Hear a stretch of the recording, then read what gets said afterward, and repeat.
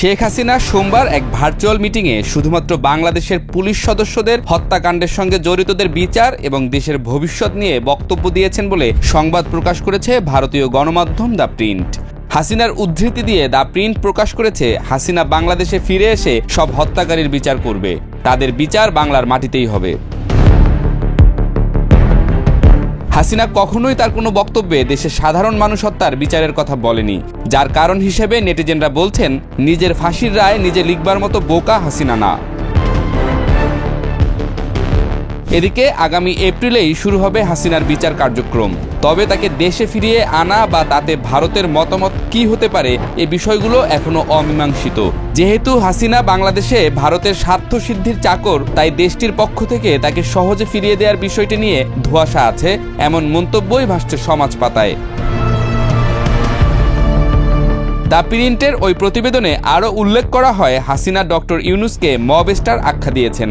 ইউনূস এবং তার সহযোগীরা বাংলাদেশের বিরুদ্ধে চক্রান্ত করেছে বলেও হাসিনার উদ্ধৃতি দিয়ে প্রকাশ করেছে ভারতীয় গণমাধ্যমটি। দ্য প্রিন্ট আরও লিখেছে, হাসিনা ওই ভার্চুয়াল মিটিংয়ে বলেছেন, আল্লাহ আমাকে বাঁচিয়ে রেখেছেন এই উদ্দেশ্যেই যে আমি ফিরে আসব। গত জুলাই মাসে ছাত্র আন্দোলনে পুলিশের ওপর হামলা ও 4 পুলিশ সদস্যের মৃত্যুর ঘটনা নিয়ে হাসিনা মন্তব্য করেন বলে দ্য প্রিন্টের প্রতিবেদনে প্রকাশিত হয়। তিনি জানান, ওই হত্যাকাণ্ড ছিল ইউনূসের পরিকল্পিত ষড়যন্ত্র। তিনি এই ঘটনার গভীর তদন্তের দাবি করেন এবং জানান যে অভিযুক্তদের বিচার নিশ্চিত করতে তিনি ফিরে আসবেন। দ্য প্রিন্ট হাসিনার বরাত দিয়ে আরও লিখেছে, এটি ছিল একটি বড় চক্রান্ত এবং আমি ফিরে এসে তাদের বিচারের মুখোমুখি করব। তিনি সরকারের ব্যর্থতা এবং পুলিশের পরিবারের জন্য কোনো বরাদ্দ না দেওয়ার বিষয়েও ক্ষোভ প্রকাশ করেন। শেখ হাসিনা তার বক্তব্যে জানান, যখনই তিনি দেশে ফিরবেন প্রতিটি হত্যাকাণ্ডের বিচারের জন্য উপযুক্ত ব্যবস্থা গ্রহণ করবেন। পাশাপাশি তিনি বর্তমান সরকারকে সন্ত্রাসী বলে আখ্যায়িত করেন এবং জনগণকে তাদের অধিকার পুনরুদ্ধারে সংগ্রাম করার আহ্বান জানান বলে প্রতিবেদন প্রকাশ করেছে ভারতীয় মিডিয়াটি।